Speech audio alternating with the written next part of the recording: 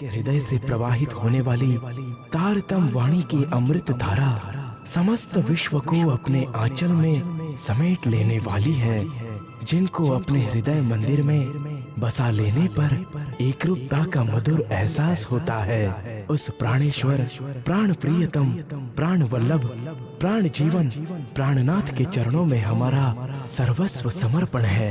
हमारी अंतरात्मा की यही पुकार है, बस तू ही तू है, तू ही तू है, तू ही तू है। इस प्रकार ब्रह्म ज्ञान की अलौकिक ज्योति को चारों ओर फैलाने का लक्ष्य लेकर श्री प्राणनाथ जी के साथ 500 सुंदर साथ का एक कारवां सूरत से चल पड़ा। निज नाम सोई जाहिर हुआ, जाकी सब दुनी राह देखत। निज नाम सोई जाहिर हुआ, जाकी सब दुनी राह देखत। मुक्त देसी ब्रह्मांड को, मुक्त देसी ब्रह्मांड को आए ब्रह्म आत्म सत, आए ब्रह्म आत्म सत। निज नाम सोई जाहिर हुआ, जाकी सब दुनी राह देखत।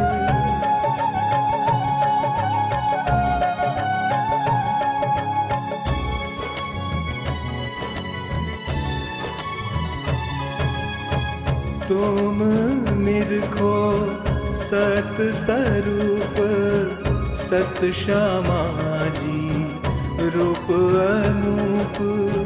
साजोरी सत सीन गार, विलसो संग सत भर तार। निज नाम सोई जाहिर हुआ, जाकी सब दुनी राह देखत।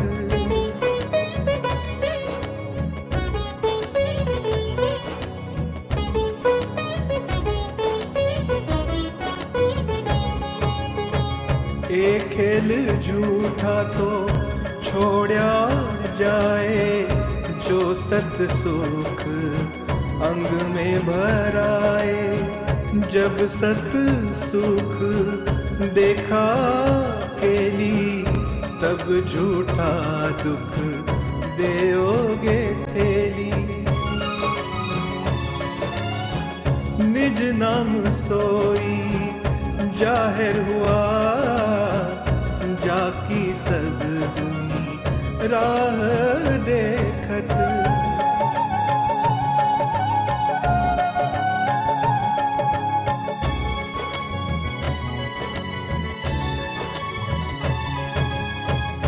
जो जो उठे सत सुख के तरंग, त्यों त्यों उड़े सुपन को संग। जब याद आवे सुख अपनो, तब छूटोगे झूठो सुपनो। निज नाम सोई जाहिर हुआ, जाकी सब दुनी राह देखत।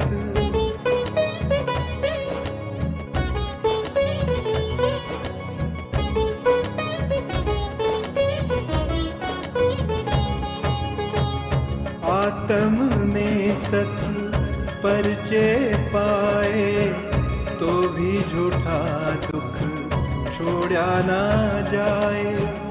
जब सत सुख पाया रस, जिवरा तब ही चल्या निकस। निज नाम सोई जाहिर हुआ, जाकी सब दुनी राह देखत।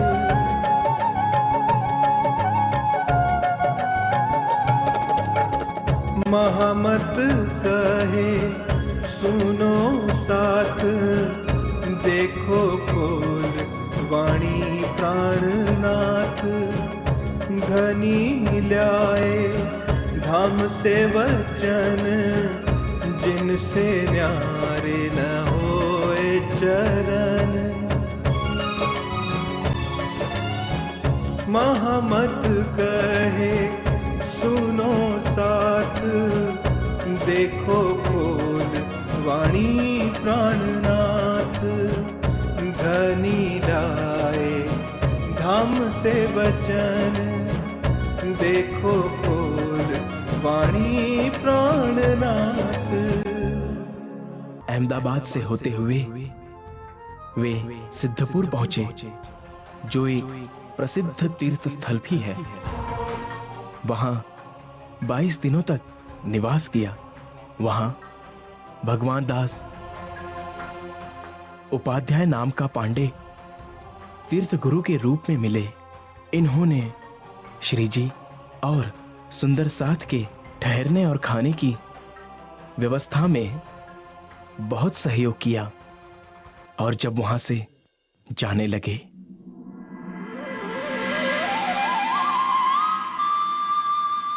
आपने 22 दिन तक श्री प्राणनाथ जी की और हम सब सुंदर साथ की बहुत सेवा की है।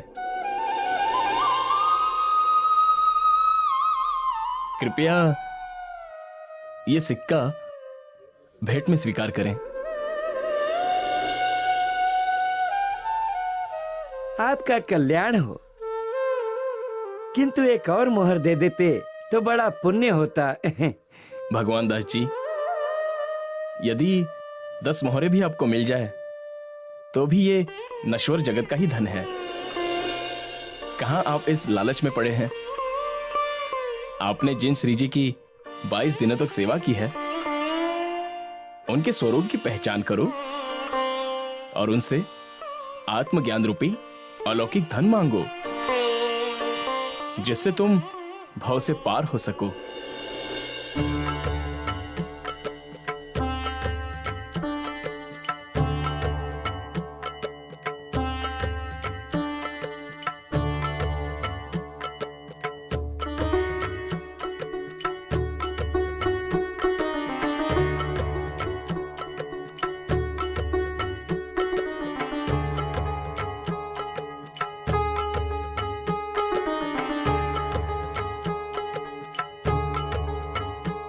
हे प्राणनाथ जी, कृपया मुझे मेरे निज स्वरूप की पहचान कराइए और मेरी आत्मा को जागृत कीजिए। भगवान दास जी, अब तो हमारे जाने का समय हो गया है। फिर भी मैं तुम्हें तारतम ज्ञान की कुछ बातें संक्षिप्त में बता देता हूं। उनका सदैव स्मरण करते रहना हमारी आत्मा का निज घर परम धाम है। वहां रंग महल के सामने दिव्य यमुना जी है, जिसके किनारे सातों घाट है। वहां हौज कौसर ताल है। रंग महल में मूल मिलावा है, जहां हमारे मूल तन विराजमान है। वहां हमने माया का खेल देखने की इच्छा की थी।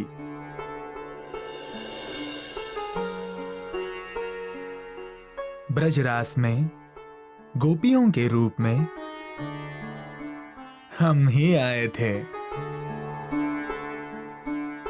वहां खेल देखने की इच्छा पूर्ण न होने से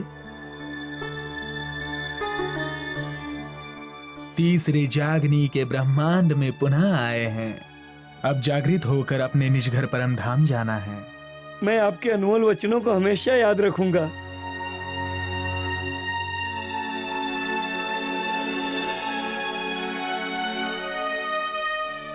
अच्छा भगवान दास जी, अब हमें चलना होगा। श्री राज जी आपका कल्याण करे।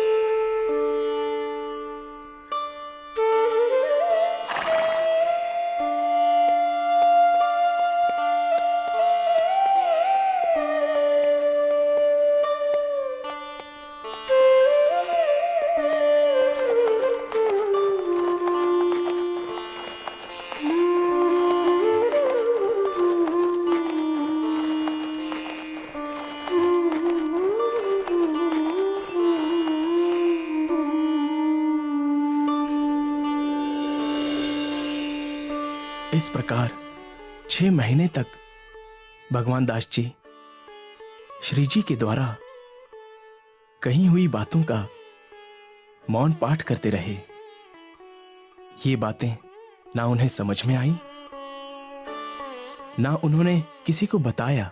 6 महीने पश्चात एक दिन अपने मित्र केशव भट्ट को उन्होंने इस विषय में बताया। मित्र केशव, अब से 6 मास पूर्व एक क्षत्रिय महात्मा यहाँ आया था। उसके साथ लगभग 500 अनुयायी थे। उस क्षत्रिय ने जाते समय मुझे आध्यात्मिक ज्ञान की कुछ रहस्यमयी बातें बताई थी, जो मुझे समझ में तो आई नहीं, किंतु मन ही मन में उनका स्मरण करता रहता हूँ। भगवान भाई, उस क्षत्रिय महात्मा ने जो भी बातें तुमसे कही हैं, वे सारी बातें तुम मुझे तुरंत बताओ। मैंने जब उनसे कहा कि मुझे मेरे निज स्वरूप की पहचान कराइए और मेरी आत्मा को जागृत कीजिए, तब उन्होंने मुझसे कहा, हमारी आत्मा का निज घर परम धाम है। वहां रंग महल के सामने दिव्य यमुना जी है, जिसके किनारे 7 घाट है। वहां हौज कौसर ताल है। रंग महल में मूल मिलावा है, जहां हमारे मूल तन विराजमान है। वहां हमने माया का खेल देखने की इच्छा की थी।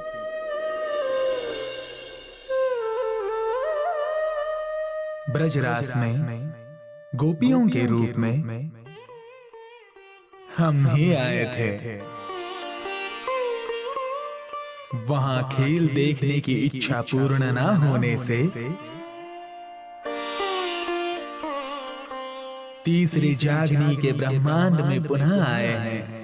अब जागृत होकर अपने निज घर परम धाम जाना है। अरे भगवान दास, तुम्हारे दुर्भाग्य के बारे में क्या कहूं। वे तो स्वयं पूर्ण ब्रह्म अक्षरातीत थे, जो तेरे घर पर आए थे, और तुम उन्हें पहचान ही नहीं पाए। अब मुझे उनकी खोज में जाना ही होगा, क्योंकि जब तक मैं उनके दर्शन नहीं कर लूंगा, तब तक मुझे शांति नहीं मिलेगी। क्या तुम मुझे बता सकते हो कि अब वे कहाँ होंगे? अभी कहाँ होंगे ये तो पता नहीं, किंतु वे यहाँ से पालनपुर होते हुए मेरते जाने की बात कर रहे थे। ठीक है, आगे का रास्ता मैं स्वयं ही ढूंढ लूंगा। यदि परमात्मा ने चाहा तो मैं अपनी मंजिल तक अवश्य पहुंच जाऊंगा। प्रणाम। प्रणाम।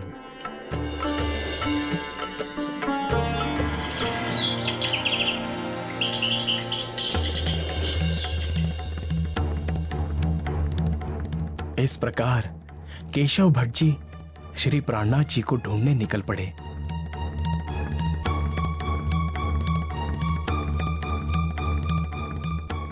और लोगों से पूछते हुए दिल्ली जा पहुंचे। उस समय श्री जी दिल्ली में लाल दरवाजे की हवेली में थे। केशव भट्ट वहां पहुंच गए और उनके दर्शन कर उनसे कई दिनों तक तारतम ज्ञान श्रवण किया।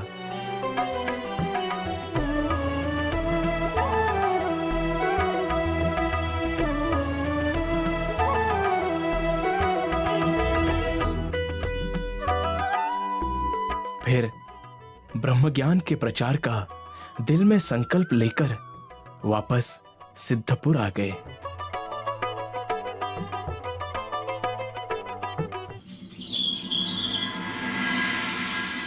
फिर भगवान दास सहित बहुत से लोगों को तारतम ज्ञान का उपदेश देकर जागृत किया।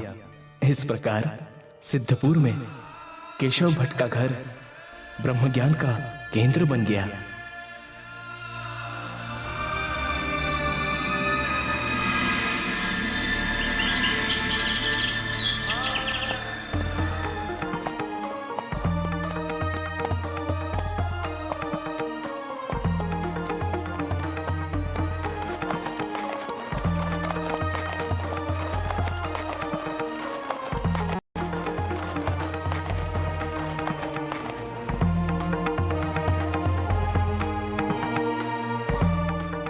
इधर श्री प्राणनाथ जी सिद्धपुर से चलकर पालनपुर से होते हुए मेड़ता पहुंचते हैं।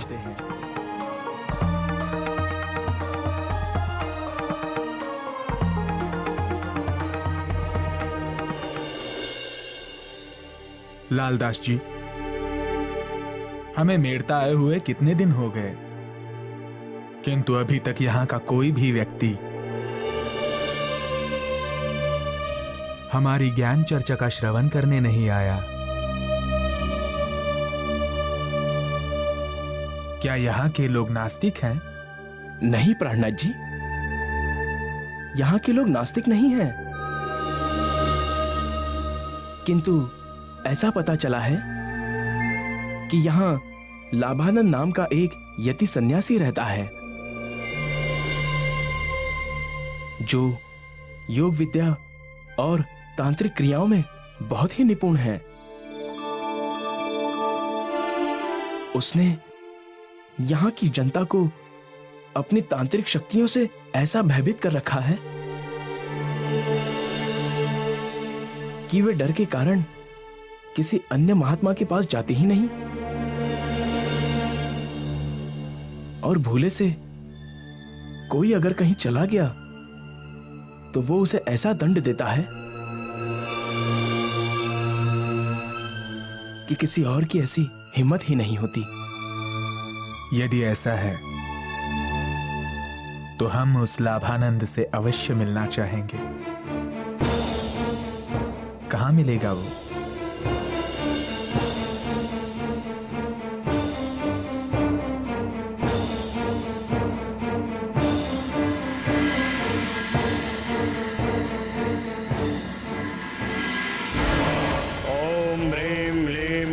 चामुंडाय फट स्वाहा। ओम ह्रीं क्लीं क्लीं चामुंडाय फट स्वाहा। ओम ह्रीं क्लीं चामुंडाय फट स्वाहा। ओम ह्रीं क्लीं चामुंडाय फट स्वाहा। ओम ह्रीं क्लीं चामुंडाय फट स्वाहा। ओम ह्रीं क्लीं क्लीं चामुंडाय फट स्वाहा। ओम ह्रीं क्लीं क्लीं चामुंडाय फट स्वाहा।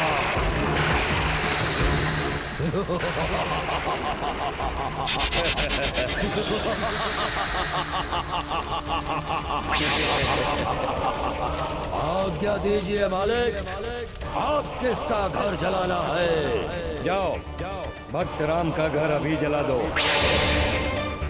उसने मेरी आज्ञा का उल्लंघन किया है। पड़ोस के गांव में चुपके से कथा सुनने गया था। जो आज्ञा मालिक।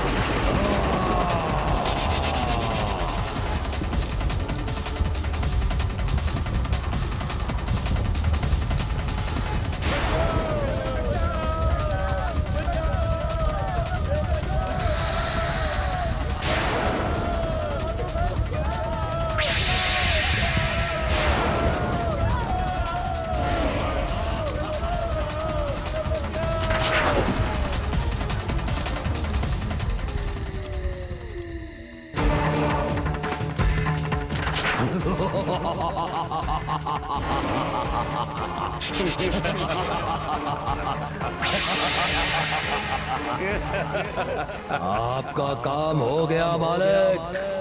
अब आगे क्या क्या है? बहुत खूब, अब जाओ और अगले आदेश की प्रतीक्षा करो। जैसी आज्ञा मालिक।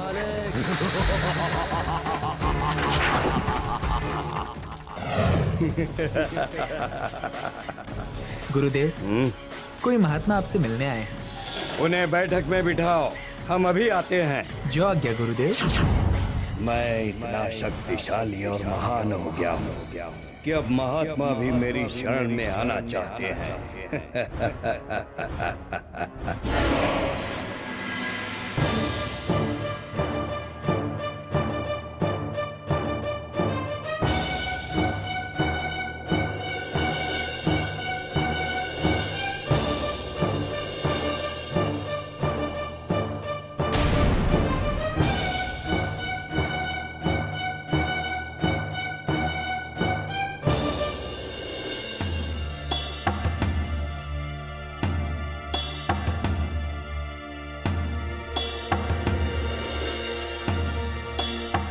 यति लाभानंद के संसार में आपका स्वागत है।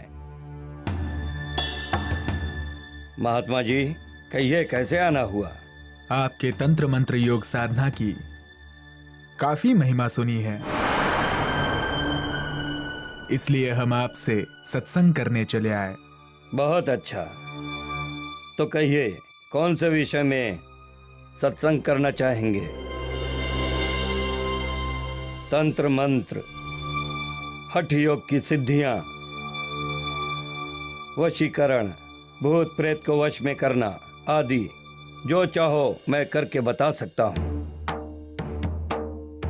और चाहो तो सिखा भी सकता हूं। नहीं, हमें इन सब की कोई इच्छा नहीं है लाभानंद जी, क्योंकि ये तो इस नश्वर संसार की उपलब्धियां हैं। हम तो केवल आत्मज्ञान के विषय में सत्संग करने आए हैं कि सबका मालिक वो सर्वशक्तिमान परमात्मा कौन है, उसका स्वरूप कैसा है, उसका धाम कहाँ है। ये तो बहुत ही सरल सी बात है। वो परमात्मा जगत के कण कण में व्यापक है और उसका स्वरूप निराकार है। और यहाँ तो वही भगवान है जिसने साधना करके शक्ति प्राप्त कर ली।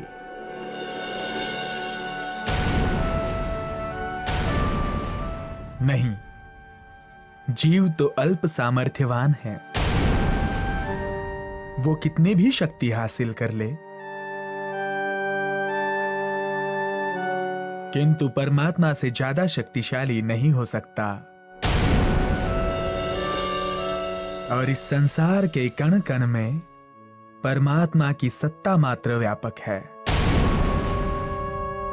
उसका मूल स्वरूप नहीं। उसका शुद्ध साकार, तेजोमयी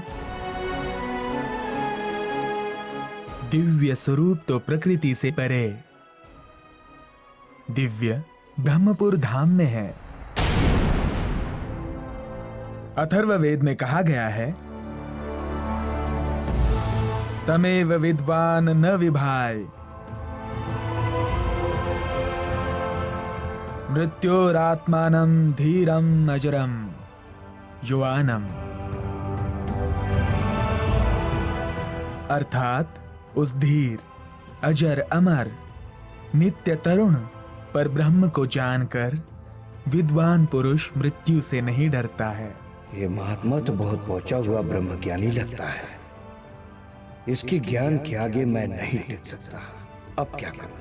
यदि इन्होंने बाहर जाकर सबको ये बातें बता दी तो लोगों के दिलों से मेरा डर निकल जाएगा। फिर मेरे मान सम्मान का क्या होगा? अच्छा लाभानंद जी, अब हमें जाना होगा। जैसी आपकी इच्छा। प्रणाम।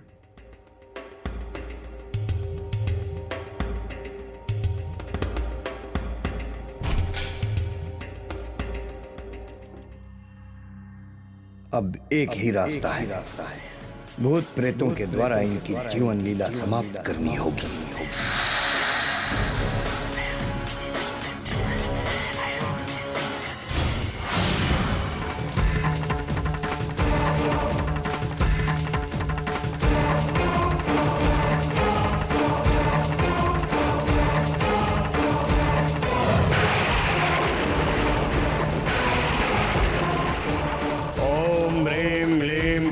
चामुंडाय फट स्वाहा। ओम लीम क्लीम चामुंडाय फट स्वाहा। ओम लीम क्लीम चामुंडाय फट स्वाहा। ओम ह्रीम लीम क्लीम चामुंडाय फट स्वाहा। ओम लीम क्लीम चामुंडाय फट स्वाहा। ओम ह्रीम लीम क्लीम चामुंडाय फट स्वाहा। ओम ह्रीम लीम क्लीम चामुंडाय फट स्वाहा।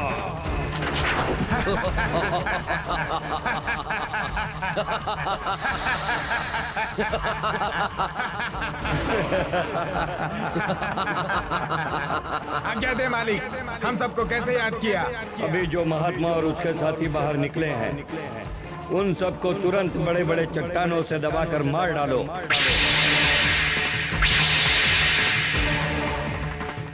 जो आज्ञा मालिक। चलो साथियों।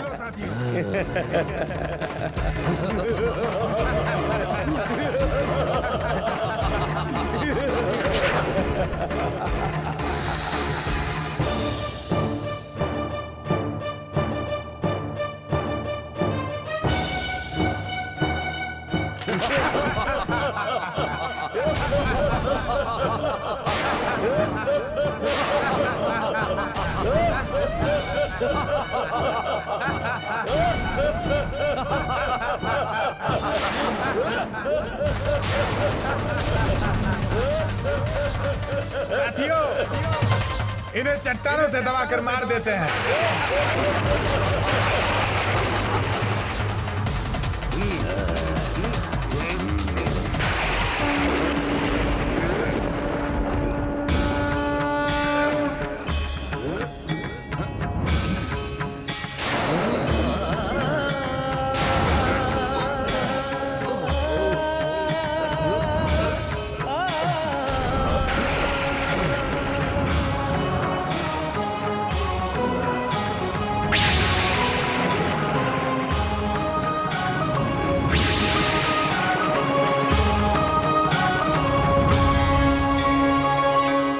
चलो साथियों, वो महात्मा तो कोई मायावी लगता है।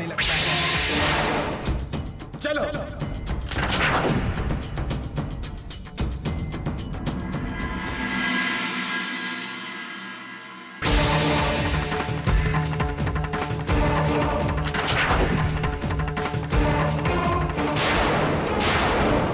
मालिक, वो महात्मा तो कोई मायावी लगता है। पता नहीं उसने क्या जादू कर दिया, हम चट्टानों को उठा ही नहीं पाए, जबकि इससे पहले हमने कई बार ऐसा काम किया है। इतना सा काम नहीं कर सके, दफा हो जाओ यहाँ से।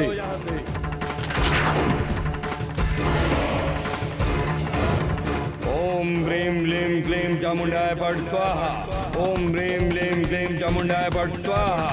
ओम ह्रीम लीम क्लीम चामुंडाय फट स्वाहा।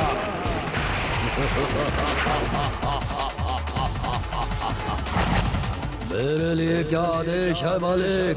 जाओ, उस महात्मा और उसके साथियों को तुरंत जलाकर भस्म कर दो। मैं अभी उन्हें जलाकर आता हूँ मालिक।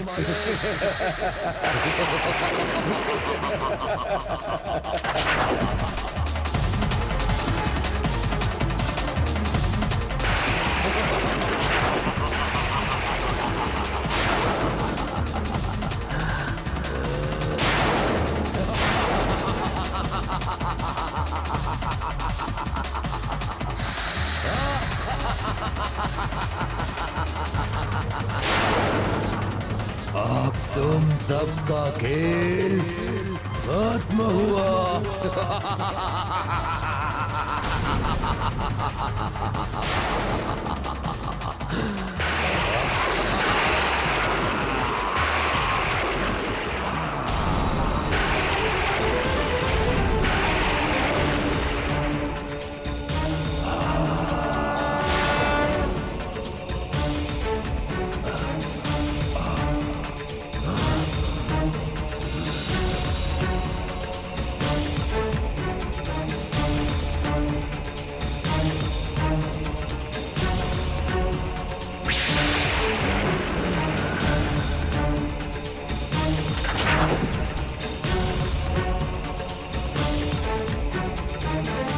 श्री प्राणनाथ प्यारे की जय। धाम धनी की जय।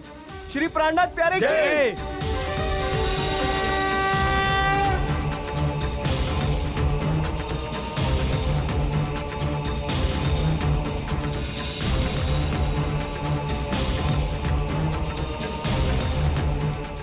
प्राणनाथ जी, मेरे ख्याल से हमें उस लाभानंद को शिक्षा देने के लिए पुनः जाना चाहिए। आप ठीक कह रहे हैं लालदास जी। चलिए।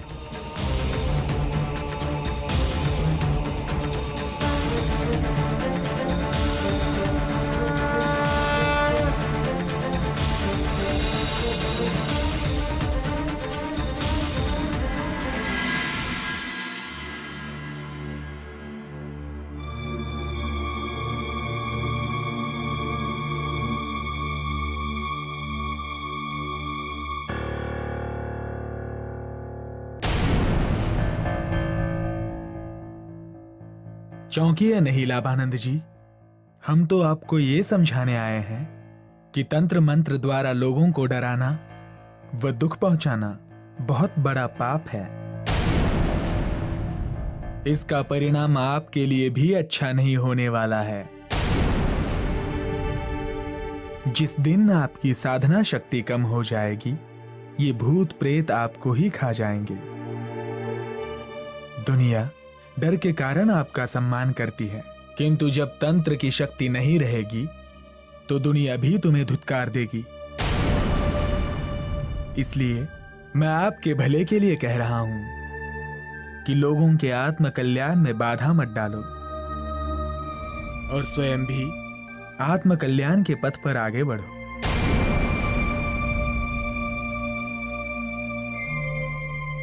ये कुछ बोल क्यों नहीं रहे हैं?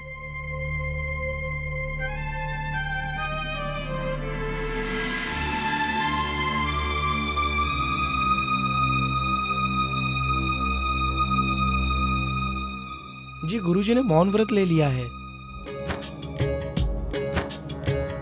भला सत्य के सामने झूठ कहाँ टिक पाए, अंधियारा कैसे भला रवि से आँख मिलाए। ढोंगी तांत्रिक के सभी विफल हुए षड्यंत्र,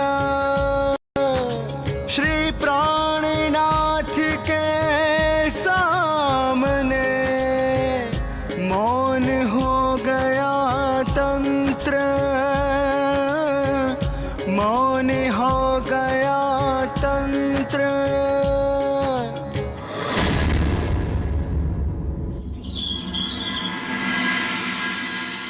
इसके बाद पूरे शहर में ये खबर फैल गई और लाभानंद का भय समाप्त हो जाने पर जनता की भीड़ मधुमक्खियों की भांति आने लगी।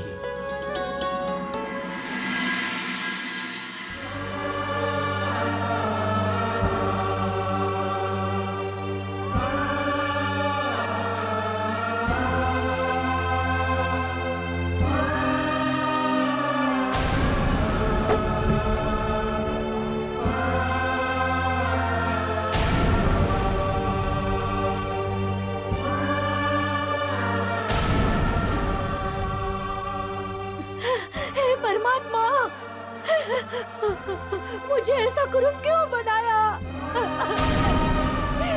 मुझे ऐसे कुबड़े क्यों बनाया? आखिर मैंने ऐसा कौन सा पाप किया था?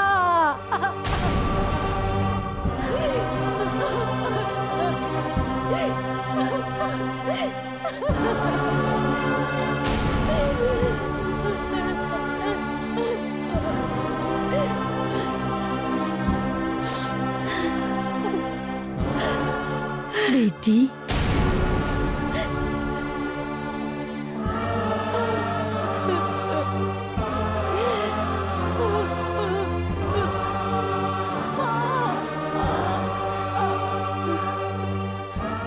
माँ, मैं ऐसे क्यों हूँ? मैं औरों की तरह सुंदर क्यों नहीं हूँ? मैंने ऐसा कौन सा पाप किया था जिसकी मुझे इतनी कठोर सजा मिली है? ये सब तो बाहरी आवरण है बेटी। तू तो मन से इतनी सुंदर है कि उसकी तो दुनिया में कोई मिसाल ही नहीं है। मैं बचपन से यही सुनती आ रही हूँ माँ। अब तो मुझे इन झूठी बातों से मत बहलाओ। आप समझती हैं कि स्त्री के लिए कुरूप शरीर का होना एक अभिशाप की तरह होता है।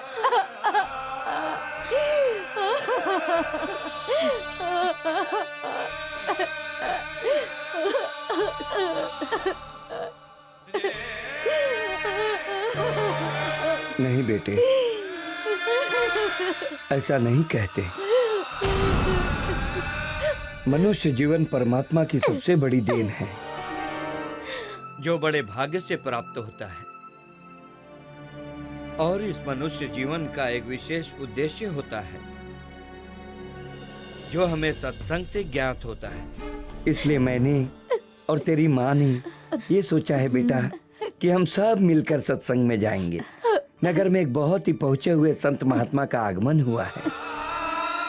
वहां जाकर बेटी तुझे अवश्य ही शांति मिलेगी। तू चलेगी ना हमारे साथ बेटी? चलेगी ना?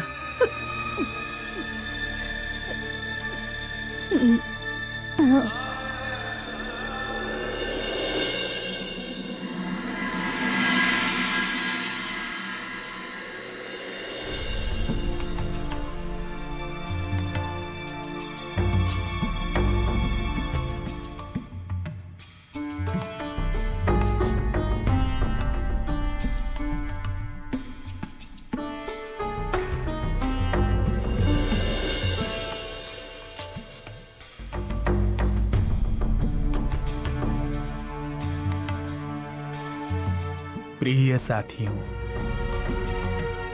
ये सारा संसार एक खेल तमाशा मात्र है, एक स्वप्न है। जिस प्रकार कोई स्वप्न में राजा बन जाता है, कोई भिखारी, किंतु जागने के बाद न वो राजा रहता है ना भिखारी, वैसे ही इस माया नगरी में कोई राजा है, कोई भिखारी। कोई अमीर है तो कोई गरीब, कोई स्त्री है, कोई पुरुष, अपार धन संपत्ति, रिश्तेदार। पद प्रतिष्ठा मिलने के बाद भी मनुष्य की चिंता दूर नहीं हो पाती है। प्रत्येक वस्तु भय से व्याप्त है। धन में चोरी का भय, प्रतिष्ठा में बदनामी का भय, सुंदरता में बदसूरती का भय। एक सच्चिदानंद परब्रह्म का सहारा ही सच्चा सहारा है। उसका प्यार ही सच्चा प्यार है,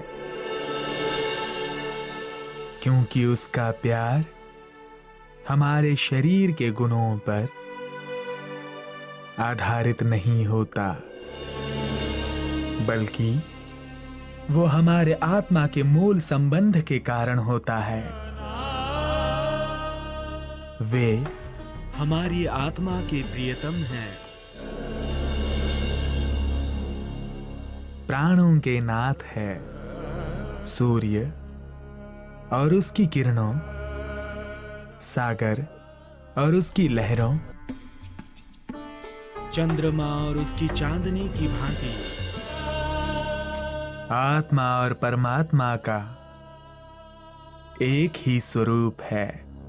हम उनकी अंग रूपा सखियां हैं। हमारा निज घर परम धाम है, जहां हमारे मूल तन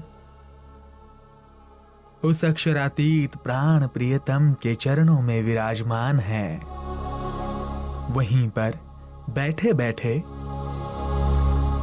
हम सुरता से इस नश्वर जगत की लीला देख रहे हैं। अब अपने उस निज घर, निज स्वरूप और प्राण प्रियतम श्री राज जी का ध्यान करें। इसी में सभी का कल्याण है।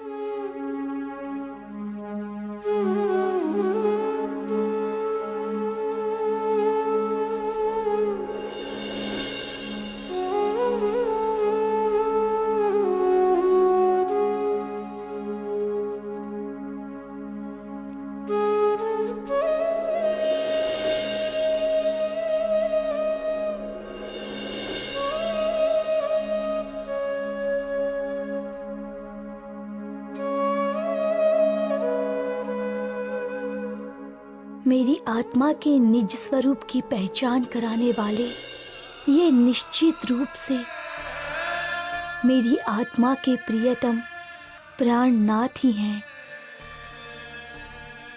माँ, मेरी बहुत इच्छा है कि प्राणनाथ जी हमारे घर भोजन के लिए पधारे और हमें उनकी सेवा का लाभ मिले।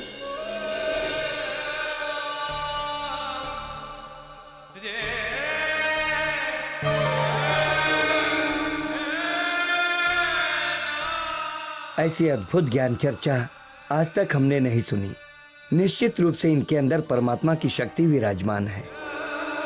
हाँ राजा राम भाई, इनके चरणों में हम अपना सर्वस्व समर्पित कर दें तो भी कम है। हाँ झाजन भाई, हमें ऐसे अक्षरातीत के स्वरूप प्राणनाथ जी एवं उनके साथ पधारे सुंदर साथ की सेवा का लाभ अवश्य लेना चाहिए।